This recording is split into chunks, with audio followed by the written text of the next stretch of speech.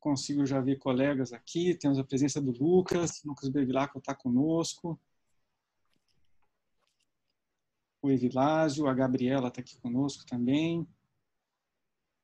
Ex-alunos, Poliana, Rafael. Os integrantes, o membro presentes. Muito bem.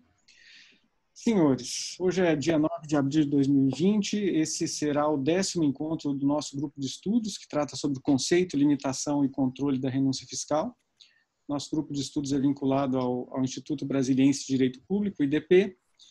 E hoje nós trataremos do tema o papel dos benefícios fiscais no combate ao coronavírus.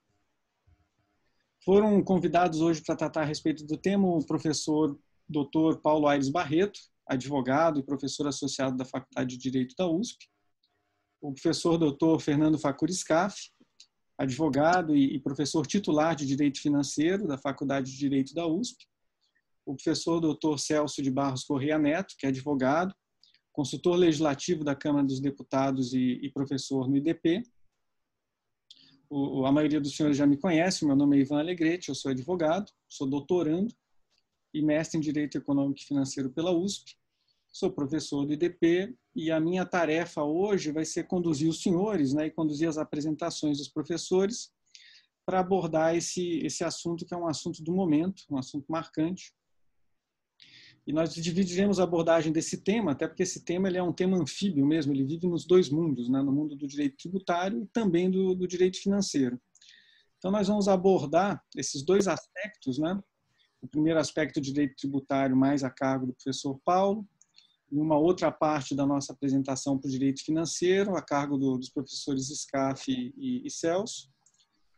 Então, 15 minutos de apresentação, seguidos de debates entre os professores, e se houver tempo hábil, e bem verdade, a habilidade da minha parte para manusear o sistema, eu abrirei para as perguntas, ou formularia as perguntas para os professores, selecionando as perguntas que os senhores façam por escrito, Enfim, renovo o pedido para que todos mantenham os telefones desligados, os fones desligados, e podemos começar. Professor Paulo, o senhor começa com a palavra. Posso começar. Boa tarde a todos. É uma honra muito grande estar com vocês nesse grupo de estudos, na companhia do Ivan, na companhia do Celso de Barros e sob a liderança do meu querido amigo Scaff, que vai falar de direito financeiro, mas vai falar de direito tributário também. Eu sempre digo que o Scaff no departamento é aquele professor que, enquanto seja professor titular de direito financeiro, transita com igual habilidade, seja no âmbito do direito tributário, seja no âmbito do direito econômico, e portanto, eu mesmo gostaria de ouvi-lo sobre temas tributários, notadamente nesse contexto em que vivemos já há algum tempo de reaproximação do direito tributário com o direito financeiro. Sempre defendi, de uma certa forma, estou certo da minha tese de doutoramento, que nós tínhamos vivenciado um período em que o direito tributário buscou a sua identidade e para tanto, sob a liderança de Beck, de Taliba, nós nos afastamos muito fortemente da ciência das finanças, mas em algum momento talvez tenhamos ido longe demais nesse esforço e acabamos por deixar de lado uma necessária interface que há entre o direito tributário e o direito financeiro. E acho que as questões que serão abordadas hoje são prova inequívoca de que este vínculo, esse nexo, sempre existiu e é cada vez mais relevante e mais importante. Os trabalhos que têm sido desenvolvidos lá no âmbito da faculdade, seja a tese de titularidade do professor Evandro Torres e também a tese de titularidade do professor Fernando Scaff, apontam exatamente nessa direção, que parece a direção correta. O momento é um momento absolutamente novo e inesperado. Conforme nós vamos avançando em anos, surge aquele sentimento de que, puxa, já passamos por tudo aquilo que podíamos passar aí, temos uma larga experiência, enfrentamos, no meu caso, já na atividade profissional, plano cruzado, plano Bresser, plano verão, plano Collor, plano real, apagão elétrico, seca aqui nos nossos reservatórios em São Paulo, dólar que sai de 1 e vai a 4, a crise de 2008 mundial, que depois teve a sua reverberação mais forte aqui no Brasil, em torno de 2013, 2014, e de repente vem esse momento que traz efetivamente um cenário muito diferente e bastante desafiador para o mundo, genericamente falando. O direito não ficaria fora disso. Efetivamente, o direito tributário e o direito financeiro, menos ainda. Neste instante em que realmente o mundo parou, e parou sem avisar, parou sem permitir qualquer espécie de planejamento, de qualquer atuação do mais precavido dos contribuintes, surge um cenário que é bastante desafiador, constante o qual uma boa parte deles, contribuintes, simplesmente deixaram de ter qualquer receita, continuaram a ter praticamente todos os seus custos e todas as suas despesas, e surgem aí os prazos de pagamentos de tributos, surgem eventuais incidências tributárias que não têm qualquer correlação com receita, lucro, pecuária, e aí, então, se põem os desafios nessa relação fisco-contribuinte. É difícil o momento de ordenação de ideias, de ordenação de ações por parte de todos os condutores deste momento histórico. Portanto, criticar é sempre uma tarefa mais singela do que acertar aquilo que efetivamente haverá de ser feito em cada um dos âmbitos de atuação, seja o federal, o estadual, o municipal, o distrital. 3 grandes ordens de ações estão sempre referidas nesse momento, né? A primeira delas, talvez a mais rápida, singela e fácil de ser implementada, que é a efetiva postergação de tributos, postergação do prazo de pagamento de tributos.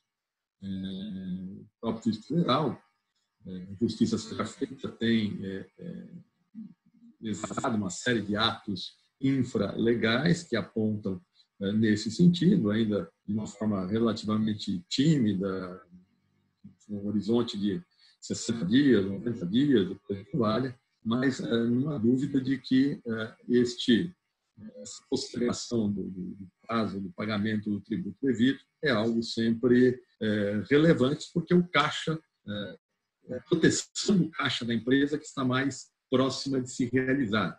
Muito mais rápido ter acesso a um caixa que adveio da desnecessidade de pagar um tributo agora nos próximos 10 ou 15 dias, do que buscar esse mesmo recurso no mercado financeiro ou de qualquer outra forma. Também é muito menos dolorido para a própria empresa a circunstância de deixar de pagar um tributo do que deixar de pagar a sua folha de salários. E aí começam a surgir uma série de desafios e problemas delicados que passam desde a forma com a qual essas postergações têm sido implementadas, se elas qualificam ou não efetiva moratória, se sendo moratória precisaria de lei, e uma lei em sentido formal, que efetivamente nesse exato momento não surge, em que medida esses atos infralegais que versam sobre prorrogação de tributo devido, fora de um contexto eventual de efetiva moratória, tem efetivo respaldo no nosso ordenamento jurídico, há leis que assim autorizam o Poder Executivo a proceder, quais as garantias, inclusive daqueles que subscrevem esses atos. Eu lembro muito fortemente de algo que aconteceu em 1996. O tema era tributação de lucros implicados e controlados no exterior. Veio a Lei 9249, no final de 95, dizendo que tributa quando apura, independentemente de distribuição. Os contribuintes foram ao fisco para dizer, olha, secretário, o Supremo acabou de julgar ILL afirmando que só pode tributar o lucro efetivamente disponibilizado, não meramente apurado. Portanto, a lei é flagrantemente inconstitucional. Talvez ali num ajuste político, ou eventualmente até com a tese, vem uma instrução normativa para dizer considerar essa apuração a efetiva distribuição. E a vida do contribuinte ficou resolvida. Mas sempre há alguém zeloso pelo brasileiro, e esse alguém propôs uma medida judicial, que é, se me engano, uma mineração popular, no sentido de que a LN causava um dano ao erário e esse dano precisava ser ressarcido. O tema acabou se resolvendo judicialmente, mas sem qualquer ônus ou dano às autoridades administrativas envolvidas com essa decisão naquele momento, mas o fato evidencia que é preciso critério que há risco, até pelos próprios executores dessas ordens, quando assim estabelecem, por vezes, na mais absoluta boa-fé, em medida absolutamente proporcional, adequada, razoável, mas ainda assim é tema que precisa ser bem posto juridicamente para que não haja sobressaltos. Além deles, além dos temas envolvendo essa questão relativa à concessão de moratória, postergação de tributo por ato infralegal, violação ou não, princípio da legalidade, reintrodução de incidências daqui a 2 ou 3 meses em alíquotas majoradas, a partir de um período em que elas estão mitigadas, tudo isso vai ser objeto de um intenso debate doutrinário e jurisprudencial e forma um leque de temas relevantes. Um outro leque está aí sob a vigilância do Celso, e aqui eu me refiro a uma série de projetos de lei que estão sendo debatidos no âmbito do Congresso Nacional e que vários deles cuidam de matéria tributária, décimos compulsórios, instituição do imposto sobre grandes fortunas e coisas do gênero. Me parece, aqui é o meu primeiro sentimento sobre o tema, não existe período pior para se avaliar com correção, com adequação, pensando a médio e longo prazo no país, do que esses momentos de crise, nos quais tudo se justifica de um lado e nada se justifica de outro. As posições são sempre muito extremadas e me parece que o risco de discussão desse tipo de tema nesse exato momento é sempre muito preocupante. Só para deixar isso um pouquinho mais claro, que eu quero dizer, todo semestre, rigorosamente todo ano, não todo semestre, uma das minhas aulas lá na USP, na graduação, é sobre o imposto sobre grandes fortunas. E eu normalmente faço 2 perguntas para a sala antes de começar a falar sobre o tema. A primeira delas alguém acha injusta a tributação sobre fortunas de uma perspectiva de capacidade contributiva, isonomia, justiça tributária, coisa que vale? E a resposta, normalmente, da sala é quase unânime, muito uniforme, no sentido de que eventualmente isso tem um caráter de justiça tributária bastante forte. A segunda pergunta é bom para o Brasil instituir esse imposto, considerando cenários que os sistemas tributários são competitivos, que a realidade hoje é cada vez mais líquida, como diz o Baum, que as riquezas se alocam com muita tranquilidade nas mais variadas jurisdições que oferecem atrativos de natureza tributária, que o empreendedorismo procura se alocar naquelas jurisdições que dão a ele, empreendedor, um melhor cenário de segurança jurídica, uma tributação mais equânime, etc. E aí, realmente, as turmas reagem de uma forma bem diferente, colocando sob cheque essa realidade, que, de resto, é questionada no mundo inteiro e sempre objeto de muitos debates em relação ao que de resultado líquido, efetivo, objetivo e produtivo se traz para cada ordenamento jurídico esse tipo de tributação. Há também toda uma série de discussões envolvendo temas mais pontuais, temas mais objetivos. Não tenho a medida do executivo ou do legislativo que me proteja em relação ao não pagamento do tributo. Cabe essa discussão no âmbito do Poder Judiciário. Há o chamado fator do príncipe que sustenta este meu pleito. O Poder Judiciário deve apreciar esses casos individuais e concretos e, eventualmente, oferecer a salvaguarda que aquele contribuinte mais afetado pode vir a sofrer. Esse é um dado bastante problemático, muito discutível. Ontem mesmo, aqui no estado de São Paulo, o presidente do Tribunal de Justiça classificou todas as liminares que tinham sido concedidas aos contribuintes com esse tipo de discussão. Eu confesso que li a decisão e tenho minhas ressalvas em relação a ela. Entendo que isto está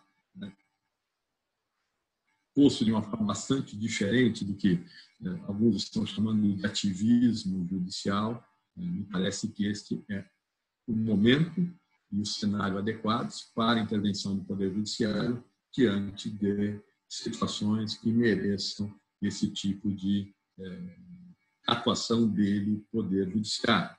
Mesmo vai se dar em relação a outras questões mais pontuais, como os chamados debates em torno dos depósitos judiciais, em que medida esses depósitos judiciais devem ser objeto de levantamento para garantir essa liquidez de contribuintes que estão em situação muito desafiadora.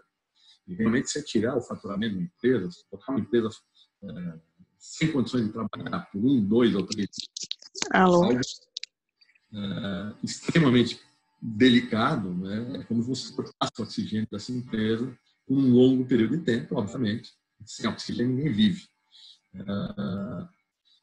E aí vem essas discussões e esses debates. Em tese, o CNJ teria entendido o tema de uma perspectiva muito positiva, um caminho para este gás para o contribuinte, essa atuação do Poder Judiciário em prol do contribuinte, dando liquidez que não nada ele tanto precisa e almeja nesse momento, mas na prática a teoria tem se revelado bastante difícil de ser aplicada, ou seja, no primeiro momento o Poder Judiciário não está ainda entendendo o tema com esse viés de proteção à empresa, ao negócio, aos salários, àqueles pagamentos que são absolutamente inafastáveis e que, de alguma forma, devem ocorrer, e aí, inafastavelmente, com algum tipo de atuação, intervenção, apoio, medida protetiva, seja por parte do ente tributante, seja pela atuação, né, do Poder Judiciário, que haveria de, nesses momentos, efetivamente, exercer o seu ministério, produzindo decisões individuais concretas que, em caráter temporário, resolvessem problemas pontuais nos jurisdicionais. Então, são essas três ordens de reflexões que eu gostaria inicialmente de colocar, e como me alertou o Ivan aqui, já esgotei o meu tempo, quero que, doravante, mais ouvir do que falar.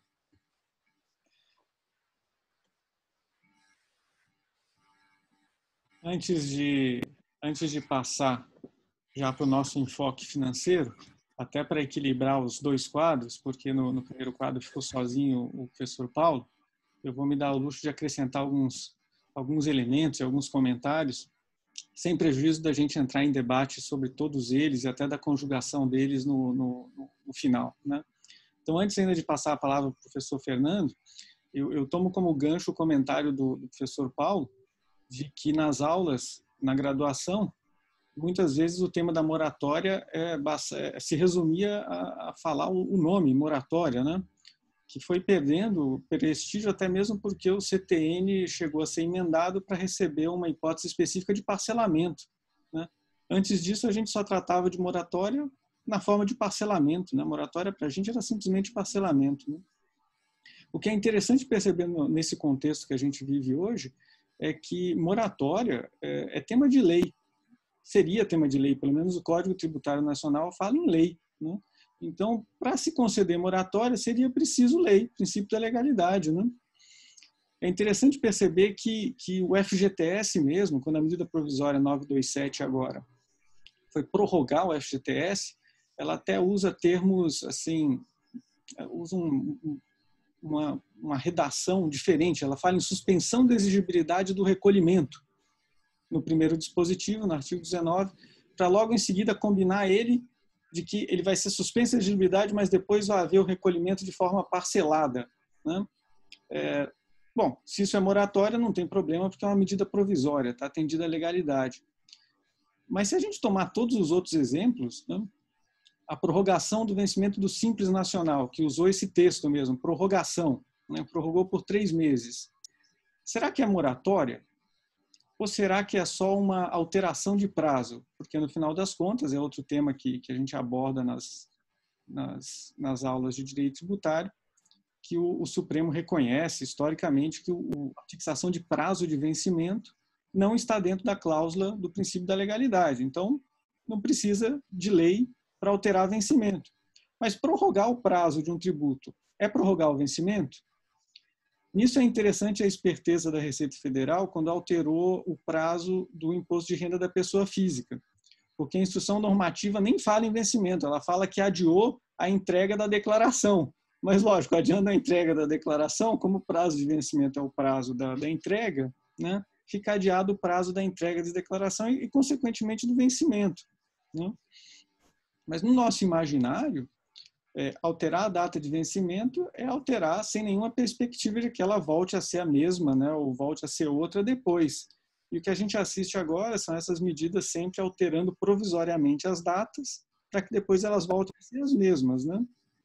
Então, a rigor, será que seria preciso lei, né? E aí eu lanço também uma pergunta que é uma pergunta que vai um pouco além, né? Se a gente prestar atenção no princípio da legalidade para benefícios tributários, né, no texto do parágrafo 6º do artigo 150 da Constituição, o Constituinte cuidou de listar os benefícios tributários.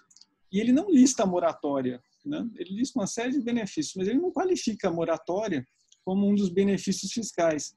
Então, será que a Constituição, né, o texto do parágrafo 6º, não autorizaria entender que a Constituição não exige lei?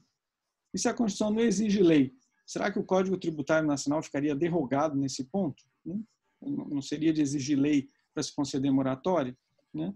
Então, no resumo, o handout que eu circulei no nosso grupo de estudos para todos os integrantes, né, eu proponho essas questões, tentando abordar de uma por uma cada uma dessas portarias, resoluções, instruções normativas, né?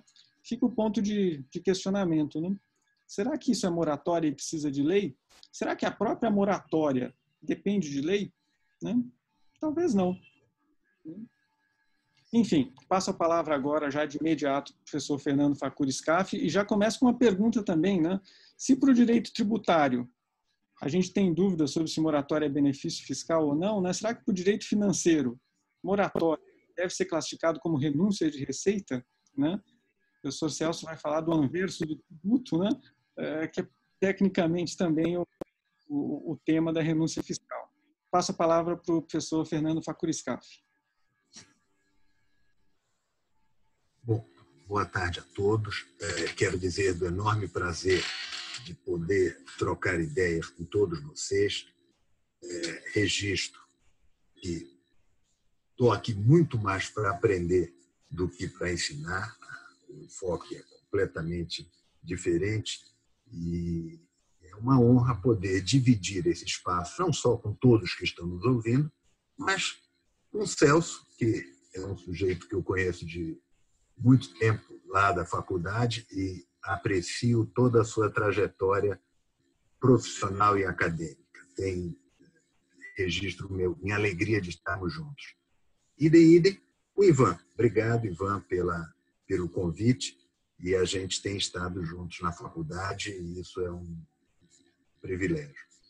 Mas registro com especial prazer de estar aqui com o Paulo Aires. O Paulo eu conheço de muito tempo, conheci o pai do Paulo também, um sujeito de grande valor e de grande qualidade técnica e personalidade também. E o Paulo é aquele sujeito tranquilo, calmo, entendeu? Vai nas maiores confusões que podem acontecer, lá está o Paulo com a tranquilidade que vocês viram na exposição que ele fez. Ele relatou com tranquilidade, com técnica, com determinação, classificando o caos que estamos vivendo. Quer dizer, o Paulo é um sujeito realmente de grande capacidade e de grande possibilidade de organização e disseminação destas informações de maneira muito precisa e muito adequada, e é sempre muito bom ouvir o Paulo também, que a gente sempre aprende, sem dúvida nenhuma. Então, neste sentido, cumprimento alguns outros que vejo aqui, cumprimento o Lucas, é sempre uma alegria estarmos juntos também, Lucas. Acho que vi o João Paulo também, o Arthur Pittman, muito bom. Alguns eu não estou conseguindo enxergar, mas e não conheço pelo nome, mas fica o registro e espero que todos estejam muito bem de saúde com as suas famílias. Desejo saúde a todos. Contextualizando o que nós estamos vivendo antes de entrar nos diversos pontos que já foram levantados. A meu ver, eu tenho uma trajetória profissional parecida com a que o Paulo relatou, já vivi plano Bresser, plano Verão, plano disso, plano daquilo outro, todos aqueles planos da década de 90, todos aqueles... Tinha alguns da década de 80 também, mas 80, 90, 2000, os primeiros 10 anos do 2000, estamos chegando já no primeiro ano do terceiro decêndio deste século. Bom, não vou puxar tanto para trás, mas vamos pegar as duas últimas crises. A crise do ano 2000, mais ou menos, era a crise do .com. Não sei se alguém vai lembrar, mas a Nasdaq afundou e com o afundamento da Nasdaq a economia foi para o brejo, foi um caos, quebradeira, mas suplantamos. Depois, para pegar mais recente, a crise de 2008, Lehman Brothers, aquela crise do subprime, etc, etc. Qual é a grande diferença destas duas crises? E vou ficar só nelas, mas poderia pegar todas as outras que o Paulo mencionou e a linha é a mesma. Qual a diferença destas crises anteriores para esta que nós estamos vivendo? Eu diria que esta é uma crise sanitária. Nós estamos aqui com um problema de saúde colocado e que este problema de saúde deve ser enfrentado com prioridade. Na sequência, nós já estamos verificando o problema econômico que está aparecendo. Portanto, eu diria que aqui a percepção do problema tem que ser analisada em duas fases. A fase presente, que é a fase como vamos sair desta crise sanitária com alguma sanidade mental e sanidade econômica. E a segunda, que é como é que nós vamos enfrentar os reflexos do que será necessário fazer economicamente para suplantar a confusão que vai ser implantada agora. Porque, eu já até escrevi isto, entendo que vivemos um estado de emergência financeira. E essa emergência financeira está bem caracterizada por aquele decreto legislativo de 2 semanas atrás, que foi aprovado, acho que número 6. O Celso tem melhor memória que eu para isto.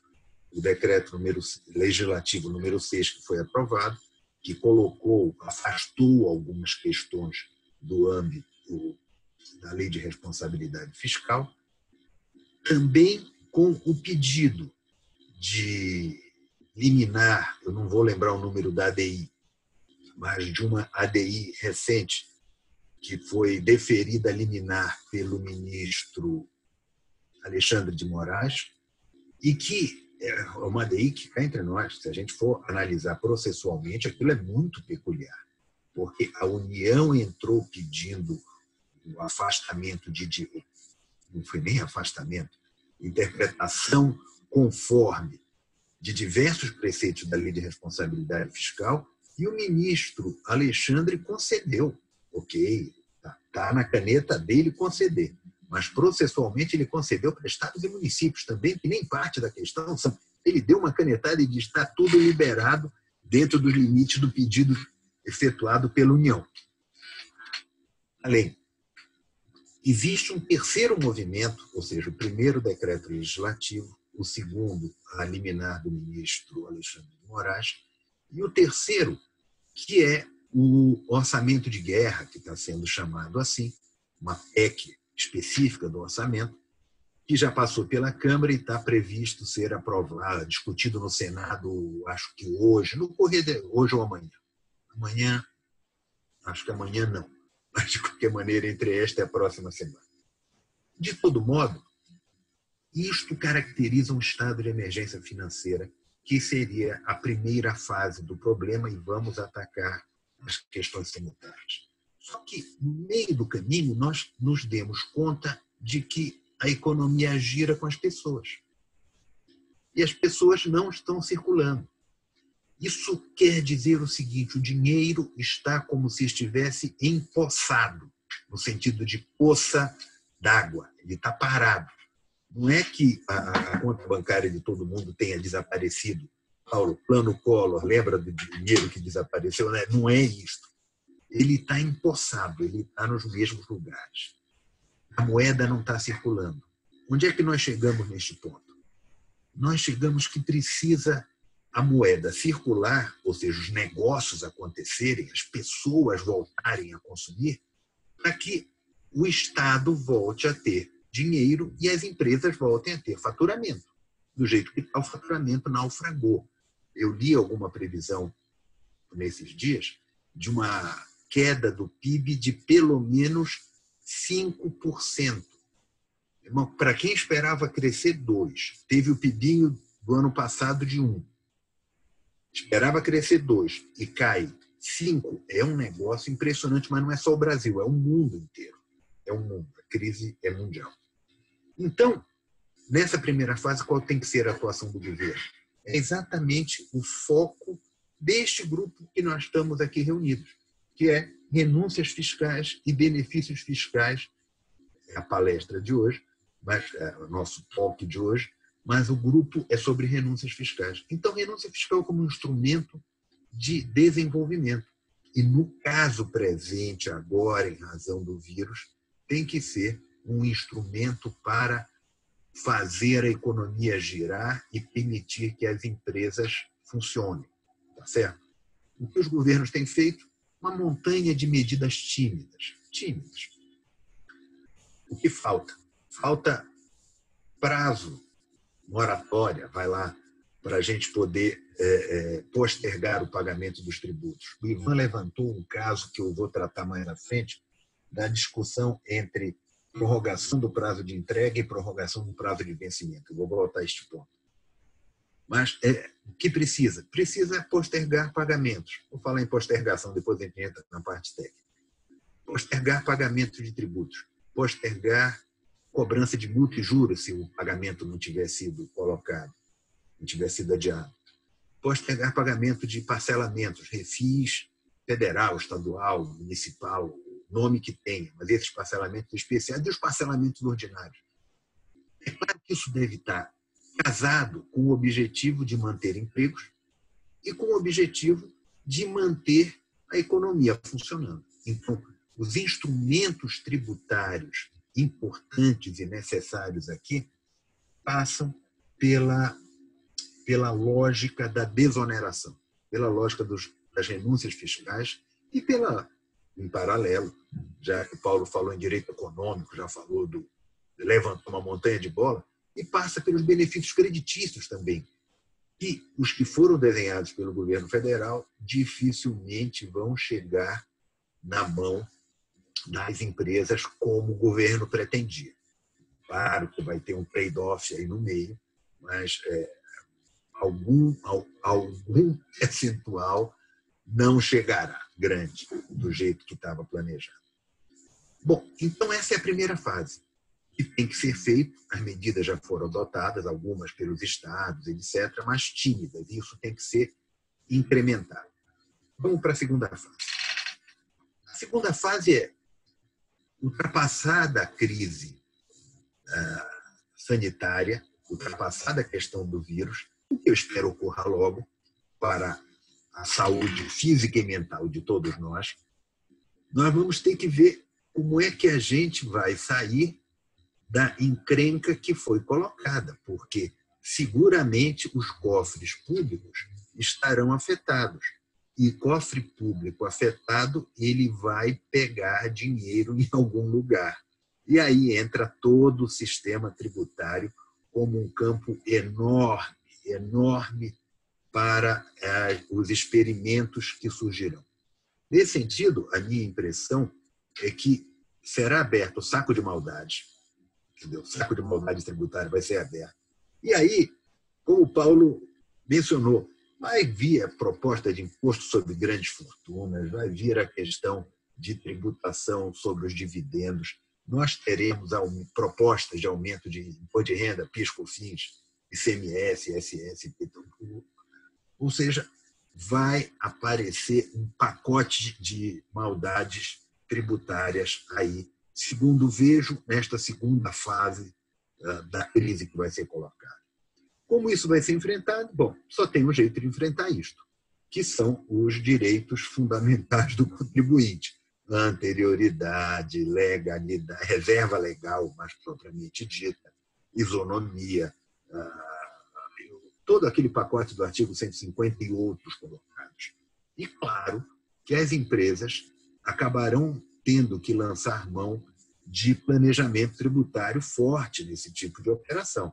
Não tenha dúvida que planejamentos serão necessários para que as empresas possam sobreviver dentro deste contexto. O planejamento tributário ilícito, não vamos discutir os ilícitos, isso não é planejamento, é outra prosa. Vamos ter que ver, por exemplo, uma indústria que produz A, B e C, e talvez no futuro o item A ou o item B não sejam mais tão importantes, ela vai se concentrar no C. Vai ter que mudar todo o enfoque econômico dali para frente, planejamento tributário também para esse tipo de cisões, aquisições, fusões e etc. Então, este é o contexto do que vejo dentro deste perfil de crise que nós estamos colocados. Eu não sei, Ivan, até quantos minutos mais eu tenho para eu poder avançar ou não em algum dos outros tópicos. Professor, tem franqueado aqui mais 4 minutos, tranquilo. Então, 4 eu vou pegar um tópico ou outro. Pegar a questão do que fazer. Vamos avançar nisso. O que fazer nesta fase da crise, do meu ponto de vista, Tem que liberar depósitos que já foram depósitos de garantia, depósitos para discussão judicial de tributos, isso tem que ser liberado imediatamente, tem que dar fôlego para as empresas. E, claro, não é só liberar, é trocar a garantia.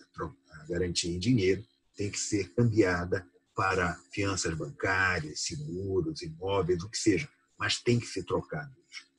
Do outro lado, tem que ser acelerado o sistema de compensações, ou seja, a discussão do uso do ICMS na base de cálculo do PIS/COFINS tem que ser liberado, sim. Os pedidos ao judiciário têm que ser acrescidos. Claro que as empresas têm que olhar para isto com um olhar de que aqui tem risco. Ninguém está dizendo que vai ser um passeio, não é disso que nós estamos falando, mas a empresa que estiver apertada de situação econômica terá que ter um apoio de alguma maneira dos advogados envolvidos.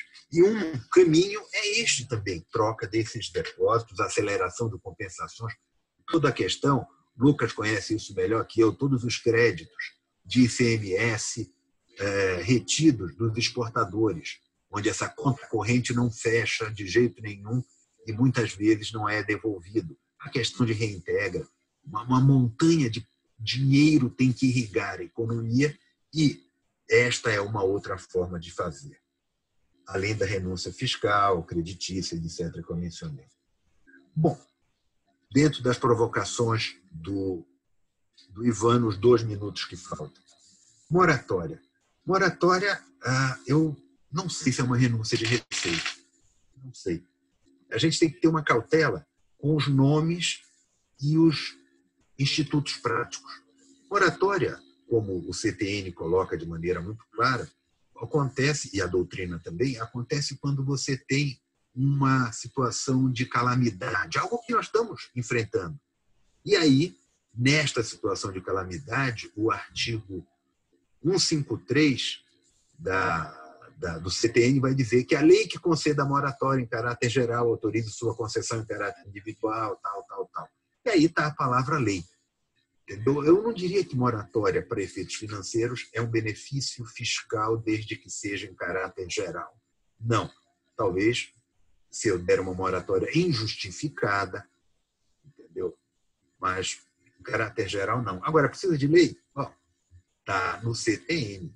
Lei ou alguma outra equivalência, tipo medida provisória, que você bem mencionou na questão. Então, como renúncia de receita, não, exceto se for um instituto desvirtuado. Vou dar um exemplo de desvirtuamento, só para a gente compreender o que é que eu estou querendo, onde é que eu estou querendo chegar. Exemplo de desvirtuamento se identifica, e com isso já vi que o tempo está acabando, vou só fechar com este exemplo. Exemplo de desvirtuamento se verifica, por exemplo, no diferimento. O diferimento tributário, quando ocorre em uma cadeia produtiva e a circulação, não é benefício. Não é benefício porque no final da cadeia alguém vai pagar essa conta. Ponto. Agora, você vê o argumento de diferimento para equipamentos, para bens do ativo mobilizado, isso não é diferimento, isso é isenção.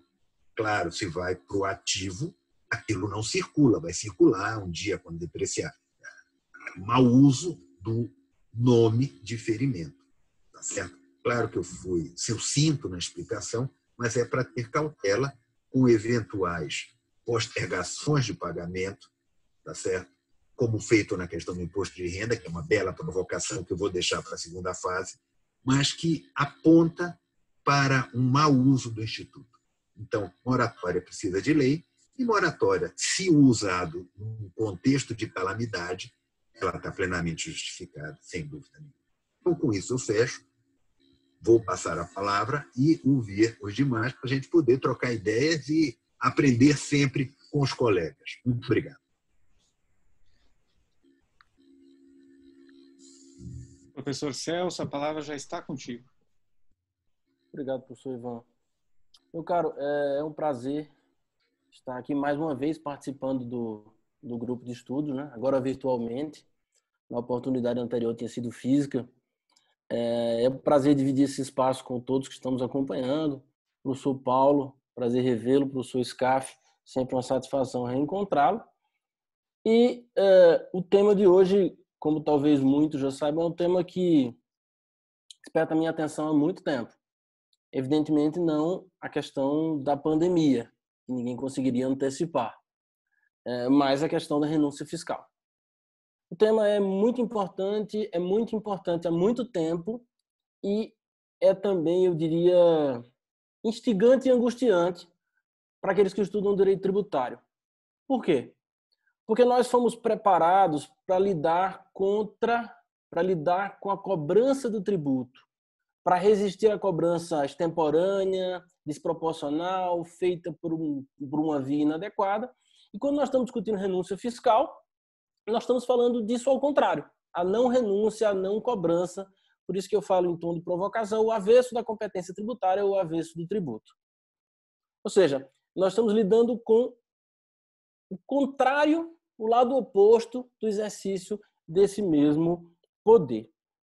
No momento hoje, as renúncias fiscais, a concessão de benefícios fiscais, se apresentam como um dos instrumentos para tentar combater ou tentar minorar os efeitos econômicos e sociais da crise gerada pela pandemia. E a questão que chega para o nosso debate é quais os parâmetros jurídicos que ainda podem ser aplicados nesse quadro.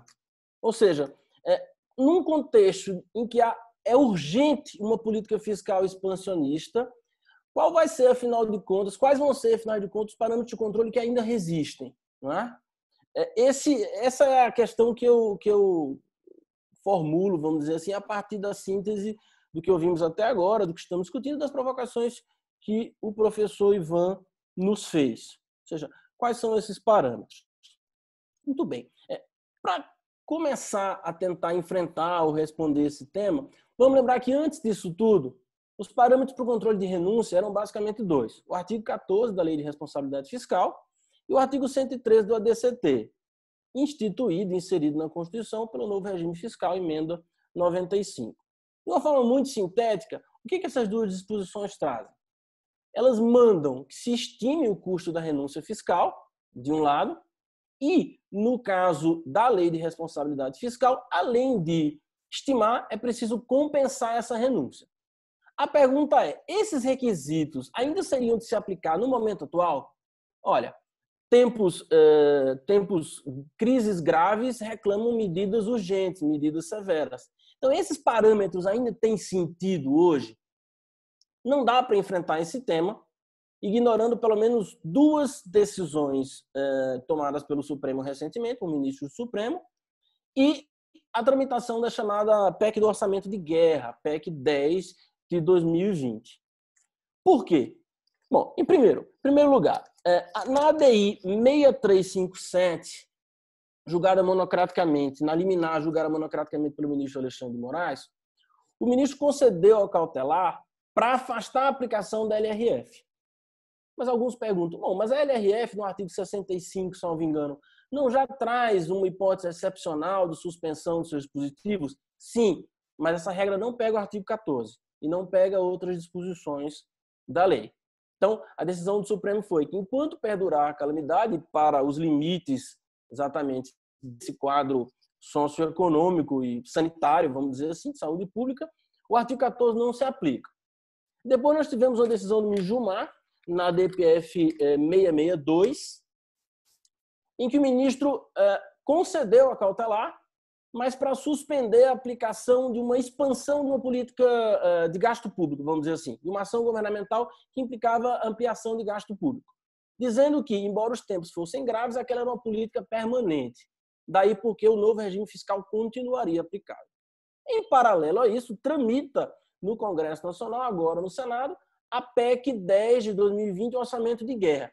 E essa PEC tem uma regra muito importante no parágrafo 5º do artigo 115, que se propõe incluir no texto constitucional.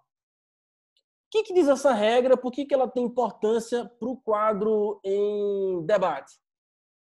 Basicamente, o dispositivo suspende o cumprimento da lei e da Constituição em matéria de expansão de gasto público e renúncia fiscal, enquanto perdurar a pandemia e nos limites das medidas voltadas ao seu enfrentamento. Ou seja, há em comum entre a PEC e a decisão do ministro Alexandre este fato, ou seja, a suspensão desses requisitos enquanto perdurar a pandemia e nos limites, a pandemia do coronavírus e nos limites do seu enfrentamento. Ou seja, nós precisaríamos, nesse contexto de política fiscal expansionista, de suspender esses requisitos para enfrentar a crise. Muito bem. O que então resta? Eu, tentando enfrentar esse tema e relendo a discussão, as decisões, acompanhando um pouco a discussão e a própria tramitação da PEC, fui obrigado a tentar buscar, a voltar aos fundamentos da Lei de Responsabilidade Fiscal. Esses fundamentos, essas diretrizes, elas nos servem de parâmetro para tentar interpretar os seus dispositivos e talvez construir algum caminho de interpretação em relação a esses tempos estranhos que estamos passando. A LRF tinha pelo menos 3 nortes. Vamos dizer, equilíbrio orçamentário, planejamento e transparência. O norte, a diretriz de equilíbrio, evidentemente, não tem como se aplicar esse ano. Os tempos são outros. Faz todo sentido que a preocupação com o equilíbrio fiscal, com o equilíbrio do orçamento público, perca espaço no contexto atual. A economia que tem que ser reconstruída e reequilibrada, vamos dizer assim, e não o orçamento público, isso virá no futuro, certamente essa preocupação virá. Mas me parece que resta, e isso está tanto na PEC quanto na decisão do ministro Alexandre, pelo menos 2 ou 3 critérios que ainda, 3 critérios ou 3 parâmetros que ainda precisam ser observados. Eu vou chamar aqui de critério de escopo, de objetivo, e critério temporal de vigência. É preciso que esses benefícios fiscais, ainda que não tenham medida de compensação, ainda que talvez não sejam acompanhados de estimativa de impacto, eles tenham um limite temporal. Esse limite deve, no máximo, coincidir com o período de calamidade, e eles têm que estar estritamente conectados com o enfrentamento da pandemia. Por que isso é tão importante? Para que nesses tempos tão estranhos, tão graves, tão difíceis, não passe gato por lebre. E também para que os benefícios concedidos agora não se tornem permanentes. Quem trabalha com benefício fiscal, quem está preocupado com o tema da renúncia de receita, sabe muito bem que um dos grandes desafios é impor limites e evitar que benefícios que deveriam ser temporários não se tornem permanentes. Todos eles tendem a se tornar permanentes. É muito difícil observar a diretriz de fixação de prazo. Isso está na lei de diretrizes orçamentárias de vários anos, mas está lá, 5 anos, deveria ter 5 anos, deveriam ser 5 anos, mas isso não é ordinariamente cumprido. Agora, se aprovada a PEC e nos termos de decisão do ministro Alexandre, é uma coincidência nesse ponto, o limite temporal e esse controle de objetivo, de escopo, serão diretrizes impositivas, que poderão, inclusive, afetar, antecipando, inclusive, uma provocação que você nos fez, a própria validade das regras, e não apenas, diria eu, a eficácia. Por último, talvez um terceiro parâmetro de controle que, apesar de não estar textualmente registrado na PEC, tampouco na decisão, deve ser ainda observado na minha humilde opinião. Controle de transparência. Olhando para o texto constitucional, nós vamos ver que no 150, parágrafo 6º, e lá depois no ADCT, há uma exigência, primeiro, de lei específica para benefício fiscal e depois de estimativa de impacto. Nós sabemos que as regras são diferentes, há alguma divergência, inclusive, de objetivo, mas elas têm pelo menos uma diretriz em comum, ou pelo menos uma preocupação em comum, que é o de transparência. Você mostrar efetivamente, você assegurar um debate legislativo claro e que, tanto quanto possível, considere custo e benefício. Me parece que essa é uma diretriz que nós também não podemos perder de vista. Não podemos perder de vista para que se saiba efetivamente para onde vão esses recursos, efetivamente para que essa renúncia está sendo feita e quanto tempo ela vai durar. Eu não sei se eu estou sendo um pouco apegado demais, talvez, aos detalhes, né? Nós sabemos que os tempos são graves e exigem medidas severas, Mas essa me parece ser a síntese, vamos dizer assim, das diretrizes que estão compondo esse quadro normativo em que nos inserimos. Evidentemente, eu estou olhando para o tema do ponto de vista financeiro e não do ponto de vista tributário. Essa foi a provocação que o Ivan me fez a minha, acredito, o professor Scarf também, ou seja, nós vamos ficar mais do lado do direito financeiro do que do tributário.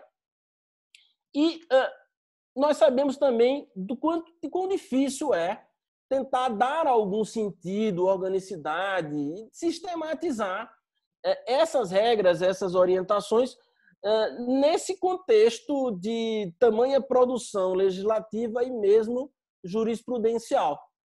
Liminares concedidas, suspensas no dia seguinte, decisões do Supremo que às vezes caminham no mesmo sentido, às vezes se atravessam talvez em direções contrárias, em direções opostas, mas me parece que esse é um rumo que talvez nós, como juristas, podemos tomar. Essa é, inclusive, uma provocação que eu gostaria de deixar para o Ivan e para todos aqui que estão participando dessa reunião hoje. Qual é o nosso papel como jurista? Eu gosto de usar a expressão jurista em substituição àquela horrorosa operador do direito, né? Que é quase um operário, né? Afinal de contas, é o que somos também. Mas vamos usar essa jurista que parece um pouco mais elegante. Qual é o nosso papel nesse quadro? Nós temos certamente muita dificuldade de apontar política fiscal específica, qual é a medida econômica mais adequada, porque talvez esse não seja exatamente o nosso papel, mas nós temos sim um papel nesse cenário e eu me animo a dizer que é participando da solução, ou das possíveis soluções e não criando mais problemas. Quanto às renúncias fiscais, o que me parece é isso. Nós vamos ter que insistir em reforçar o controle de objetivo, de escopo, e também o controle temporal e de vigência. A questão da estimativa de impacto orçamentário, que está na LRF e que está no 113 do ADCT, provavelmente ficará um pouco de lado, porque essa foi a diretriz adotada pelo Supremo e é o que está no texto da PEC, pelo menos até o momento. Não sei até que ponto o Senado vai, ao depois participar desse debate, propor uma nova emenda. Não sei se há espaço, se há tempo para isso, mas em prevalecendo a redação proposta na PEC, serão esses pelo menos os dois únicos parâmetros. Como disse o professor Scarf, a proteção do contribuinte será evidentemente reconstruída a partir dos direitos fundamentais, defendida e reconstruída a partir dos direitos fundamentais, mas eu me animo a dizer que também do ponto de vista da renúncia, parte desses princípios, tomando ou não cada um deles como direitos fundamentais, também vão desempenhar um papel importante nesse cenário, como, por exemplo, a ideia de legalidade. O texto da PEC menciona a suspensão da exigência de cumprimento dos requisitos legais e constitucionais para a renúncia fiscal. A lei é um requisito constitucional. É de se supor que o texto da PEC pretende afastar a legalidade? Lógico que não. Lógico que não era esse o sentido. É afastar, diria eu, os requisitos mais formais, os pormenores, os detalhes, aquilo que trava talvez o processo legislativo e aquilo que tem como objetivo a proteção do equilíbrio. Acho que esse é o grande norte do afastamento tanto da LRF quanto de disposições constitucionais que se referem à matéria. O equilíbrio orçamentário deixa de ser um objetivo no curto prazo, mas a transparência não. Certamente a transparência não. Então, Ivan, eu mais uma vez agradeço a oportunidade e vou te devolver a palavra para que a gente possa continuar o debate em torno das provocações várias que eu sei que você tem e algumas até já compartilhou conosco. Muito obrigado. Uma grande alegria poder contar com a companhia dos colegas aqui para debater esses temas, que é realmente multifacetado, né? Ele é interligado. Antes ainda de passar a palavra para os comentários do professor Paulo, vale a pena lembrar, né? Comentaste bem, o benefício tributário ele funciona na hora, né? Ele tem eficácia imediata, né? Agora, ele é fácil de implementar, muito eficaz, mas ele é difícil de retirar, né? De um lado, um benefício que não tenha prazo certo, ele corre o risco de se perpetuar. e mesmo que se dê com prazo certo, ele corre o risco também de caracterizar um benefício oneroso por prazo certo, dependendo das condições que a lei disponha, né? Então, é um perigo, né? Mesmo na perspectiva tributária, né? Manejar os benefícios fiscais, né? Fora os aspectos de isonomia, né? Envolvidos, né? Nesse comentário do professor Scaff também sobre o liberar os depósitos, né? Também sai daí um elemento muito interessante agregado pelo direito financeiro, né? Já faz bastante tempo que os depósitos viraram receita, né? De verdade, né? Então, levantar depósito vai falsear, né? Vai escalpelar os cofres públicos, né? É interessante, né? Olha a consequência prática, né, do que foi feito no passado, né?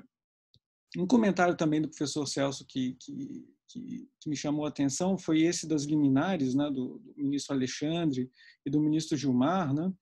E me parece, assim, lendo com bastante atenção, o próprio ministro Gilmar faz a ressalva e apresenta os fundamentos do ministro Alexandre de Moraes num esforço de compaginar mesmo os dois entendimentos, né? De tal forma que parece que o ministro Alexandre de Moraes ele afasta o artigo 14, dizendo que ele não se aplica, mas desde que seja nesse contexto que o professor Celso comentou, né, de temporalidade, né, com escopo voltado para o combate da pandemia, né? Me concede um breve à parte. Claro. Minha conclusão é exatamente a mesma. Estamos bem alinhados. Eu acho que é isso mesmo. A suspensão da LRF ela se justifica temporariamente e como afastamento da ideia de equilíbrio orçamentário como um princípio a ser perseguido. As duas decisões têm as mesmas premissas. Não me parece que sejam contraditórias. O benefício suspenso em questão, vamos dizer assim, na DPF, na liminar julgada pelo ministro Gilmar, ele era permanente, não era temporário, não era exatamente um instrumento de enfrentamento dos efeitos da pandemia. E digo mais, as decisões e a PEC me parecem muito alinhadas quanto aos princípios.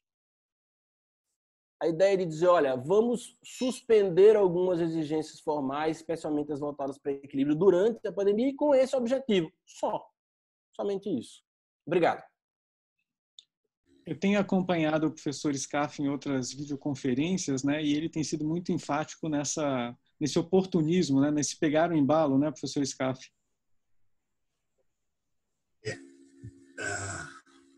Ivan, permite um rápido comentário, porque aqui tem uma levantada de bola do Celso que a gente não pode deixar de cortar. Eu não jogo vôlei, mas de toda maneira, uma bola dessa...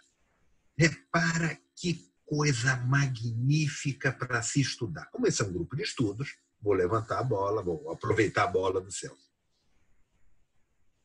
Nós estamos alinhados, corretos quanto às premissas tanto da liminar do Gilmar quanto da liminar do Alexandre. A lógica aqui é uma diferença de temporalidade do benefício. No caso do ministro Alexandre, ele suspendeu os efeitos da lei de responsabilidade fiscal, do equilíbrio, enquanto durar a pandemia. Ótimo, bem posto pelo Celso. O caso do Gilmar era um benefício que é perene. Como há uma perenidade do desembolso, porque nós estamos tratando daquele BPC, benefício de prestação continuada, ele usou as premissas adequadamente, até mencionou a decisão do Alexandre e tudo mais, para dizer como é continuada, como é alguma coisa que vai impactar a longo prazo os cofres, eu não vou permitir a retirada da lei de responsabilidade fiscal do artigo 14 aqui colocado. O que é interessante para estudo, para debate, não agora, mas só para aproveitar a levantada de bola. Os seguintes movimentos. Após a decisão do Congresso, teve uma liminar do Tribunal de Contas da União pelo ministro... E agora? Lembro já o nome do ministro. Ele deu uma liminar sustando a decisão do Congresso Nacional de rejeitar o veto do presidente da República. Será que o ministro do Tribunal de Contas da União tem este poder?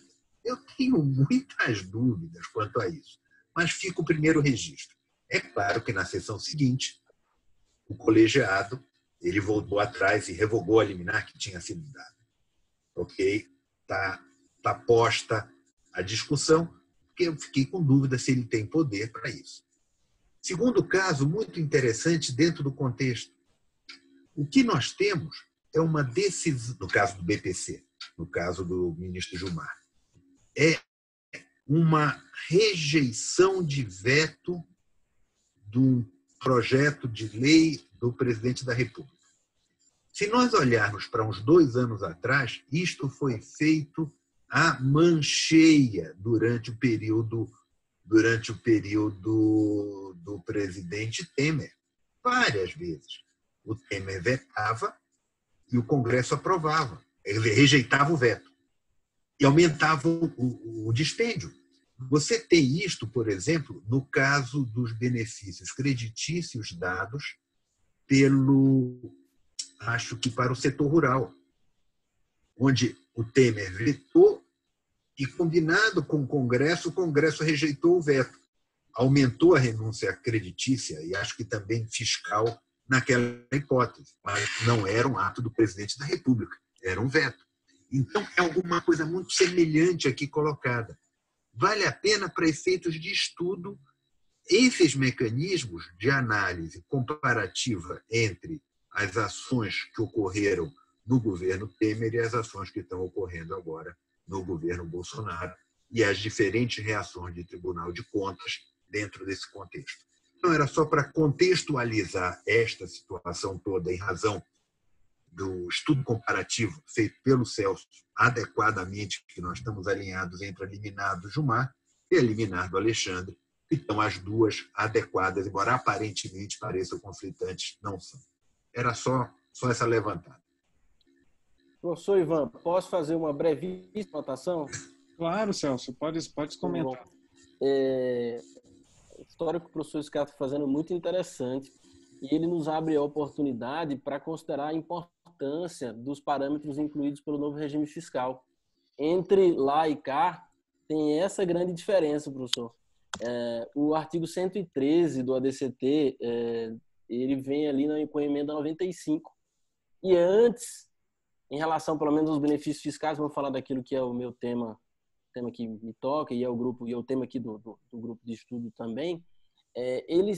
Basicamente o que existia era o artigo 14 da LRF que mandava fazer estimativa de impacto. Mas se essa estimativa não fosse observada no curso do processo legislativo, melhor dizendo, se essa exigência não fosse observada no curso do processo legislativo, e aí? O benefício viria sem estimativa, ninguém sabia quanto custava. O que se fez durante a tramitação da emenda, da PEC, né? Que veio depois dar à luz a emenda do novo regime fiscal? Se pegou essa exigência de estimativa e se elevou o texto da Constituição para despesa direta e para despesa indireta, no caso da renúncia de receita. E isso, na prática, essa exigência, que era uma exigência de processo legislativo, o texto é proposições legislativas que impliquem, acho que é isso. Abriu um espaço...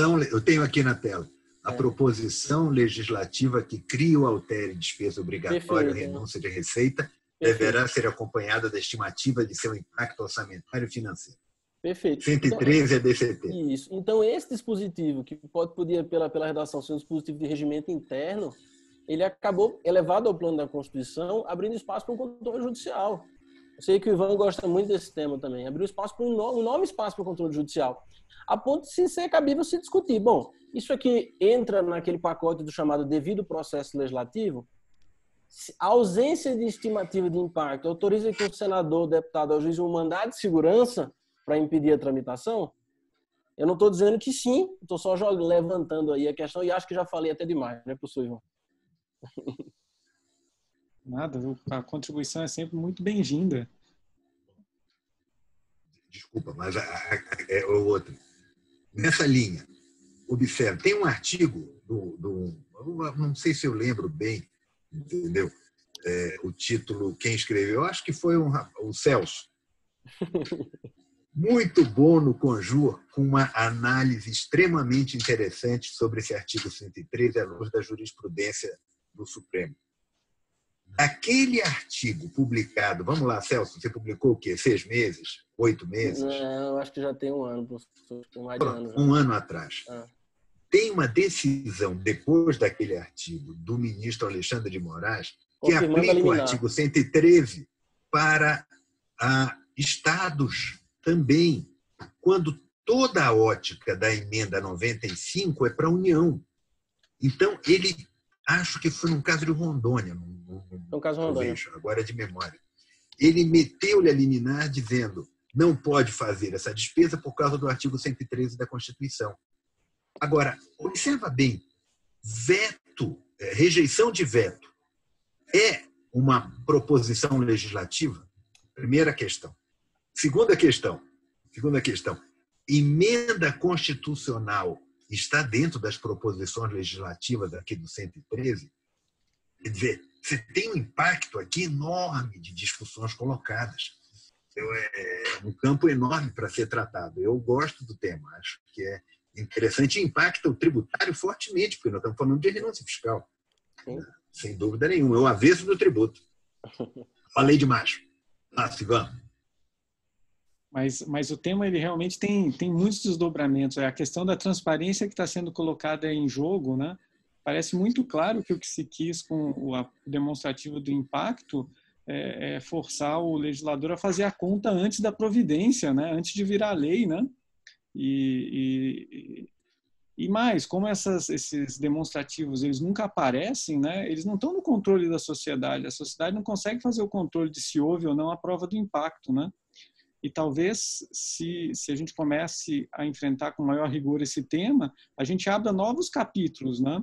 Que é começar a discutir isso, inclusive a validade dos critérios metodológicos, porque, afinal de contas, basta juntar qualquer conta, né, em papel de pão, né, para superar o requisito, né?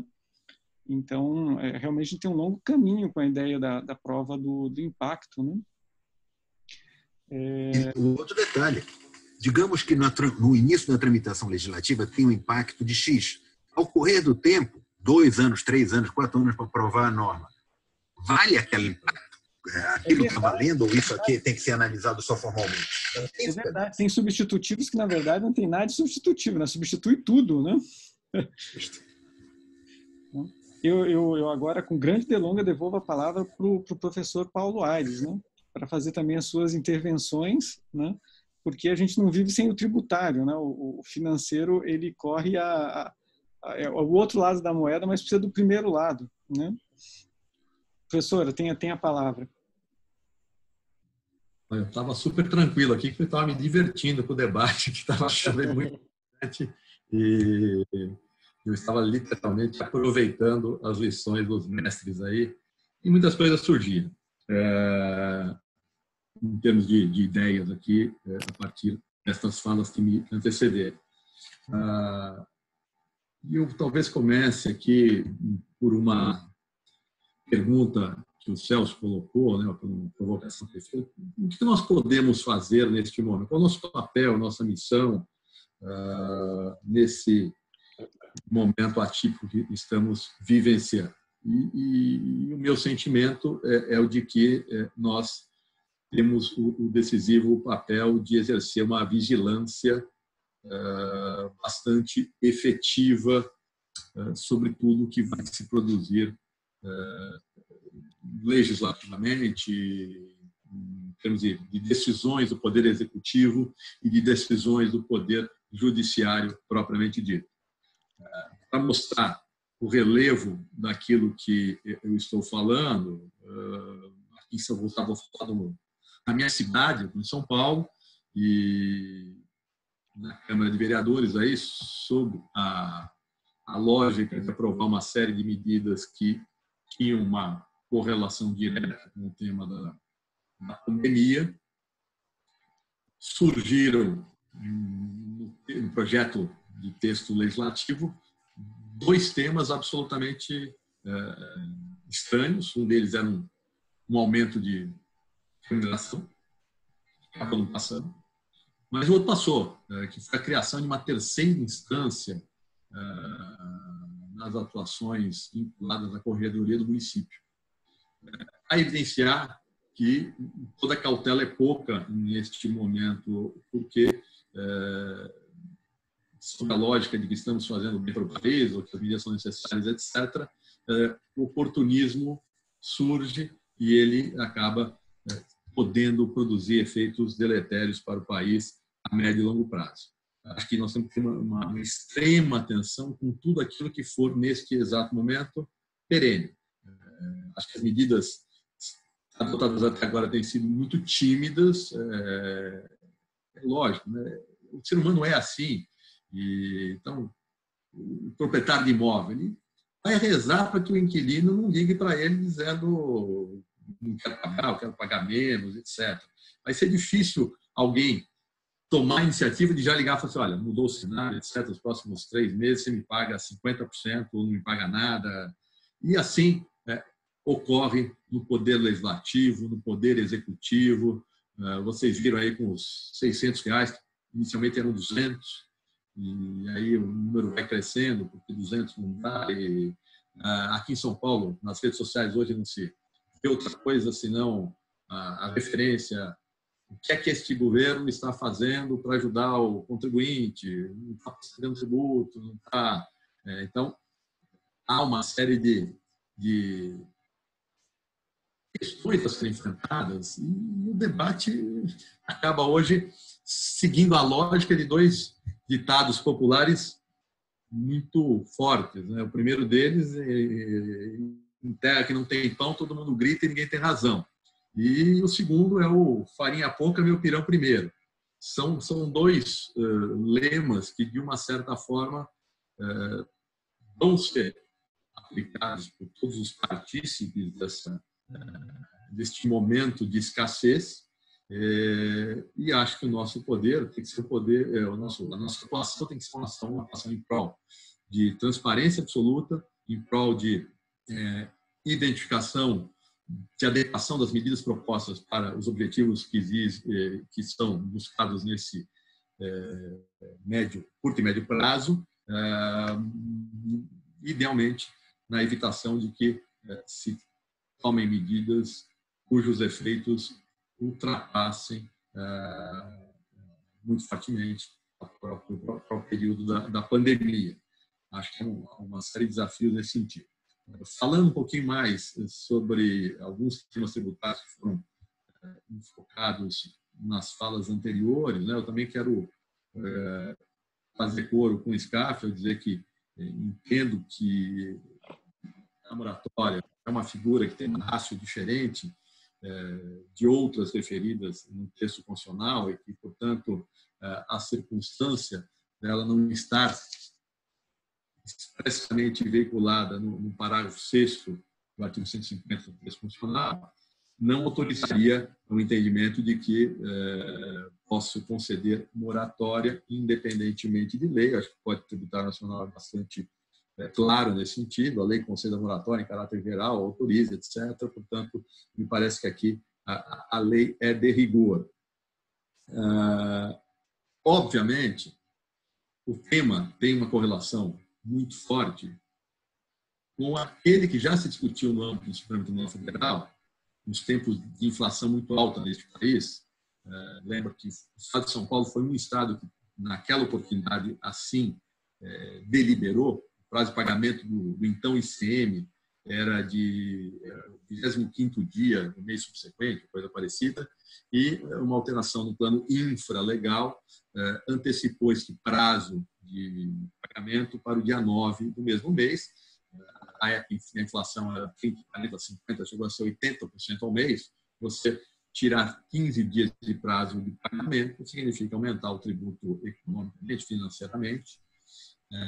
E, obviamente, diante desse efeito, a matéria foi submetida ao Poder Judiciário e no Supremo, a meu sentido, até adequadamente, entendeu o seguinte: tributo é devido no exato instante em que se reputa ocorrido o fato jurídico tributário, ou seja, em que aquela ação desencadeada ou referida no critério material guarda correspondência com o critério temporal da regra matriz de incidência. Então, estou falando de ICM, deu a saída da mercadoria, o ICM devido.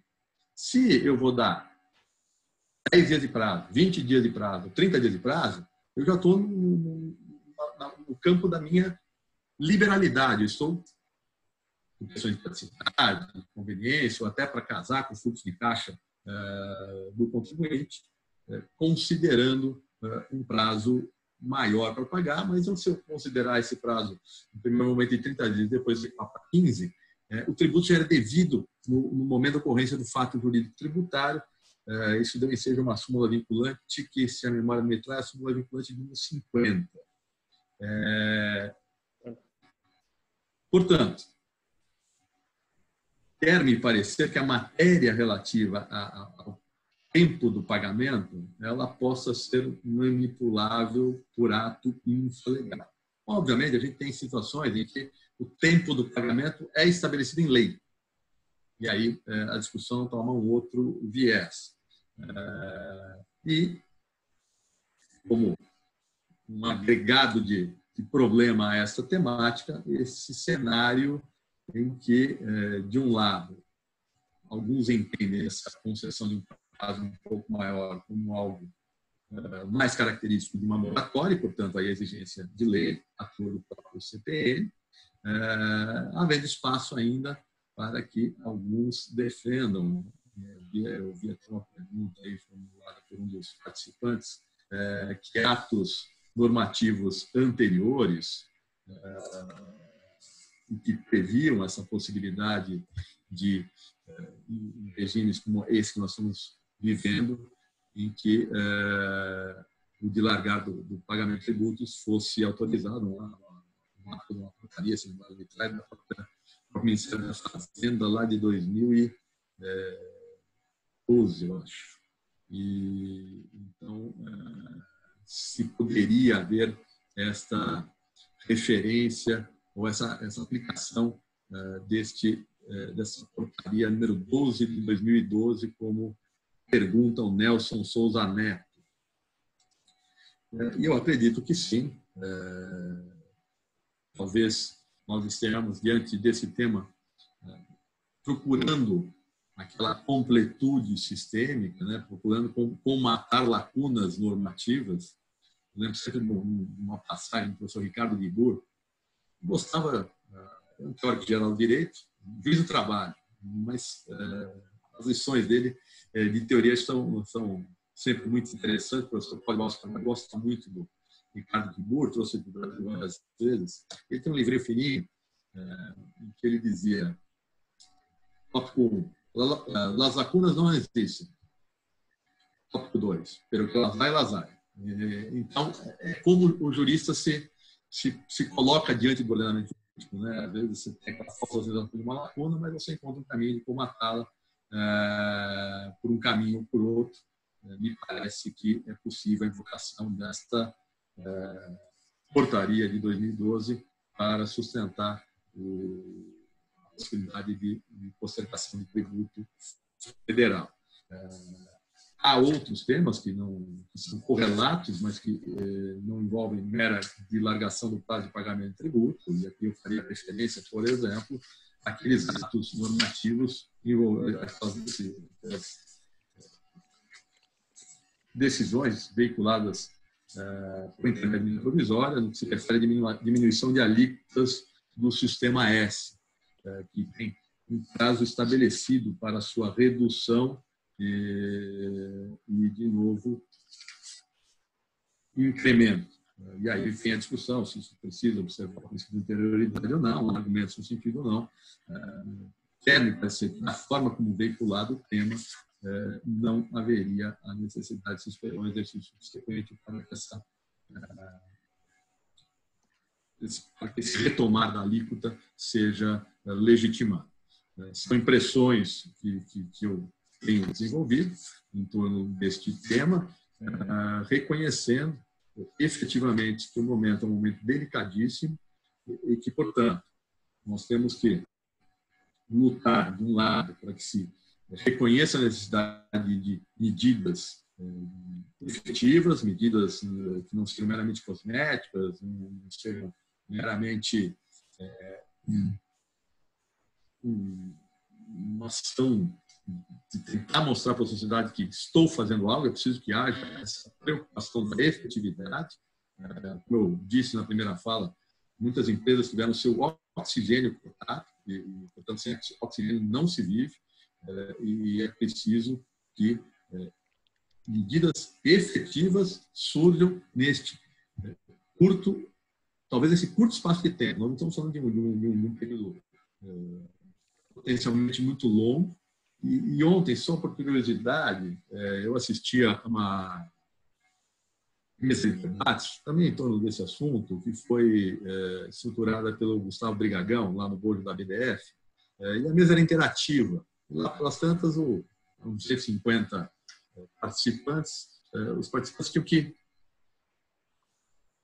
opinar sobre temas que ele colocava em debate. Um deles era o que fazer neste momento para aliviar a vida do contribuinte. São estabelecer remissões, anistias.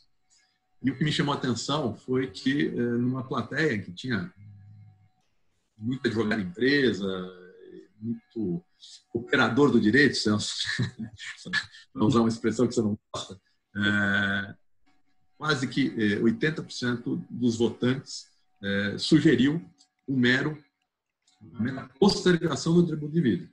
Ninguém falou em remissão, a grande maioria não falou em remissão, não falou em perdão, não falou em isenção. Preciso só de fôlego, só de prazo de pagamento. Em alguns cenários, o que eu não vendi hoje, eu vou vender daqui a 5, 6 ou 3 meses e eu vou conseguir me recompor. Em outros é mais difícil, né? O cafezinho que quem vendia no shopping, ninguém vai tomar 10 cafés porque a quarentena deixou de existir. Uns 2 ou 3 a mais é até provável pela alegria de sair de casa, mas não 10. Perda haverá. Agora, nesse momento, se houver sensibilidade dos governos em geral, federal, estadual, municipal, de dar esse prazo, de postergar o tributo vencido para criar este fluxo de caixa, isso já seria de grande valia.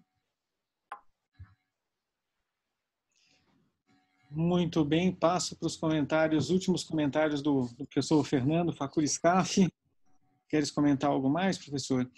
Essa questão do Nelson, né? O Dr. Nelson de Souza Neto é professor da Unicuritiba, né? Ele foi o primeiro a perguntar, mas foi uma pergunta recorrente aqui que o professor Paulo enfrentou, de saber, né, como que o professor vê a portaria número 12 do Ministério da Fazenda, né, aquela que prorroga por 90 dias os tributos federais, se ela se encaixa, né? Será que eles atirou no que viu e acertou no que não viu, né? Será que ela se aplica ao momento presente? Bom, minha opinião é muito simples nesse sentido, Nelson. A portaria está valendo. Até que ela seja revogada, ela está valendo. Ok, os pressupostos dela, a situação em 2012, uma montanha de coisas, você pode dizer. Está lá, está valendo. Entendeu?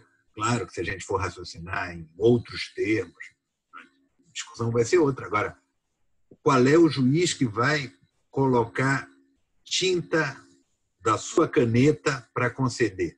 E mais, qual é o presidente do tribunal que não vai caçar, como fez o de São Paulo em incontáveis situações, ontem, hoje, a liminar, eu li a decisão, a suspensão de segurança hoje. Então, o fato é, nós temos que continuar tentando. É aquela coisa, não, a gente já tem. Então, o que é que fazem os advogados? Caro colega Paulo Aires, o advogado pede, a gente vai pedindo. Entendeu? Então, a gente tem que insistir. A resposta para ti acerca da portaria está valendo. É isto. Resumo já que o Ivan pediu, e temos poucos minutos para encerrar, a percepção geral. Ótimo debate, aprendi muito com os colegas. É sempre muito bom ouvir o Paulo, sem dúvida nenhuma. Ponderações, enquadramento técnico, memória e conhecimento do Celso sobre jurisprudência, trâmite legal. É um negócio fantástico, é realmente sempre muito bom a gente ouvi-lo. E nesse contexto, acho que nós temos, vou voltar, uma crise em 2 momentos. Agora é a hora dos cofres públicos serem esvaziados. Esvaziados no sentido de tem que pegar empréstimo.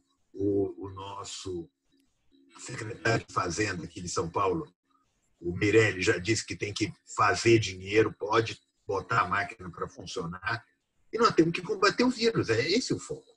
Depois, crise viral passada, o saco de maldade vai ser aberto. E aí é outra fase da discussão. E aí tem montanha de discussões para serem enfrentadas nessa outra fase, tal como tem agora. Agora mais direito financeiro, depois mais direito tributário. Vamos para frente e parabéns pelo grupo e pela discussão toda que você está coordenando. Ivan, muito obrigado pelo convite, foi um prazer. Eu que agradeço muitíssimo, professor. Professor Celso, suas considerações.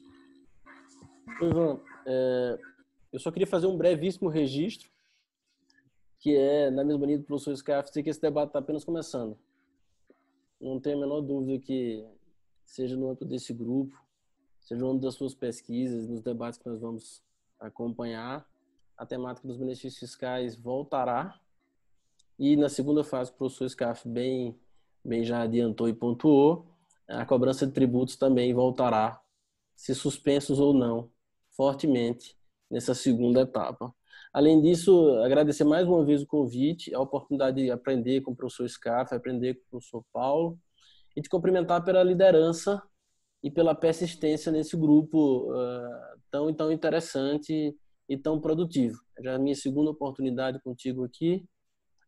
Te desejo muito sucesso nas próximas reuniões e realmente cumprimentar por ter conseguido construir todo esse trabalho durante esse tempo. Muito obrigado, meu amigo.